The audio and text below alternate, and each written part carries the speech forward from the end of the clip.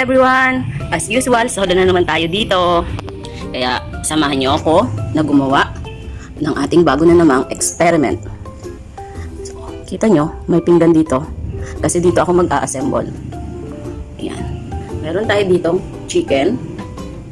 Ayan. Sinadya akong liitan ang slice niyan para madaling maluto. Meron din tayong kamatis. Isang piraso lang yan.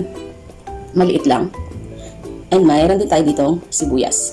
Maliit lang din yan. Ini-slice ko lang din ng maliliit. Yan. Yan. Meron tayong mayonnaise. Malapit na maubos. And meron tayo ditong seaweeds. Then, meron tayo ditong wrap. Yan. Saan ko mga nabibili yan? Sa supermarket lang. Yan. Supermarket ko lang yan binili. Ito parang sa Korean store ko binili. Yan. So ngayon, i-assemble na natin. At ito na ang ating tanghalian. Sabay na ang almusal. Late na. Okay? So yan na ating mga ingredients. Okay? Ay, may nalimutan pala ako. May kukunin pa ako kasi syempre, hindi kompleto yan kung hindi ko may lalagay ang isa sa paborito kong ingredients, ang keso. Sige, samahan niyo ko, i-assemble ko at kukunin ko lamang yung cheese. Tara! Yan, ito ang ginagamit ko ng cheese. Paubos na nga eh. Kasi ilang piraso na lang to. 3 na lang. Pero gagamitin ko yung isa. Kaya mauubos na. Una, yan. Kinuha ko muna yung wrap. Dapat tuyo yung pinggan. Kasi medyo moist itong wrap ko. Pag kasi basa, mahirap i-roll mamaya kasi didikit siya dyan sa pinggan. Kaya siguraduhin na tuyo yung pinggan na gagamitin niya. Ang laki ng seaweeds. Square siya. Kaya natakpan pa niya yung wrap. Kasi bilog yung wrap. Kaya ang gagawin natin, gugupitin natin yung seaweeds. Kaya nagupit na natin sa dalawa ang seaweeds. Kaya ang gagawin ko, pagpatumin ko na lang siya. Yan. Then ilagay ko siya dyan sa gitna. Ganun lang kasimple. I-assemble mo lang. Yan. Next, ilalagay natin ang chicken. Naku, parang ang dami nung kinuha kong inilagay kong chicken. Baka hindi ko siya marap. Kuhala ako ng kutsara para maayos ko yung pag-assemble. Nalimutan ko ang cheese. Dapat pala unahin kong ilagay yung cheese. Ayan, ninati ko lang din sa dalawa yung cheese para mailatag ko siya. So, ang gawin natin, yan muna natin. Iisog natin ang chicken. Yan. Then, saka natin ilagay ang cheese. Yan. Nailagay na natin yung cheese. Gawin natin, yan. I-arrange natin yung chicken. Wala akong pipino. Masarap sana may pipino or lettuce or kahit repolyo. Kaya lang wala ako eh. Hindi ako nakabili. Kaya seaweeds ang nilagay ko. Then, kunin natin itong kamatis. Lahat na natin. Yan. Ikalat lang natin. Nako, tingnan nyo, parang napuno na siya. Masarap ko kaya to. Yan. Then, sunod natin yung sibuyas. Kaya masarap sana dito yung sibuyas ay yung puti. Kaya lang wala din ako nun. Kaya ito lang. Kung anong meron, yun ang ating gamitin. O, pasensya na kung magalaw ang aking bee. Hawak ko lang kasi yung camera, yung aking cellphone. Cellphone lang ang gamit ko. Yan, saidin lang natin yung sibuyas para mailagay na natin lahat. Yan. Yan na siya kasimple.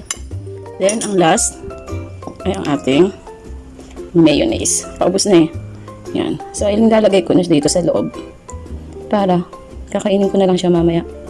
Yan. Ang dami. Damihan na natin. Yan. So, ganyan lang. Then, irarap na natin. So, good luck sa akin kung maibalot ko ba ito ng ayos. Kasi, kung titignan nyo, punong-puno siya. Yan. Sige, balutin natin.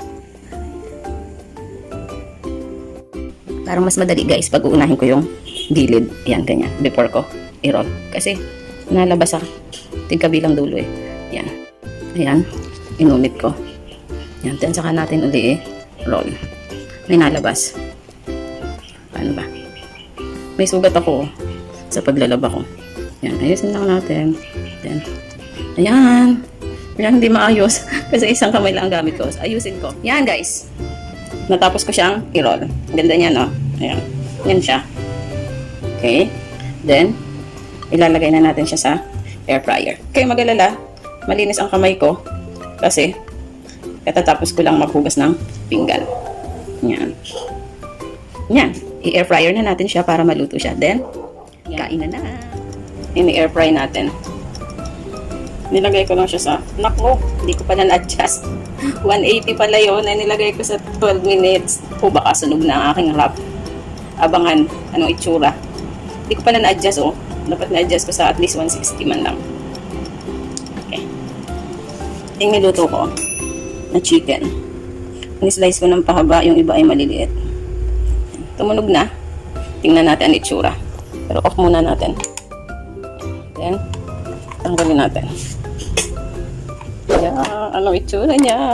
1, 2, 3. Wow! Hindi naman siya sunog. Mainit to, pero try ko. Yun. Malutong siya. Tingnan ko nga ang kabilang side. Kunin ko lang ang tong. Tingnan ko ang ilalim. Ayun. Ah, tingnan sa ilalim, oh. Lumabas pala yung, ayun, oh. Lumabas yung cheese. Ayun, sunog. Mozzarella cheese. Ah, kain tayo. Yan, nilagay ko na siya sa pinggan. Ayan, ang lutong niya, oh. Lumabas yung cheese niya dito. Mainit. For sure, sobrang init din ito sa loob. Kaya ang gawin natin, slice ko siya sa gitna. Ayan, oh. Na-slice ko siya sa gitna. Look, grabe. Yung cheese niya nag-melt talaga. Yan. Kamatis, sibuyas. Tingnan natin ito isa. Yan. Tikman natin. 1, 2, 3. Ang lasang-lasa ko yung sibuyas. Masarap. Try nyo na din. Subukan nyo. Tukuhan na ako ng partner nito. Tingnan nyo yung cheese, oh. Diba? Ang ganda niya. Ayan yung partner natin. Hindi ako bumili niyan. Bigay lang. Salamat sa nagbigay. Kain tayo. Salamat sa panonood.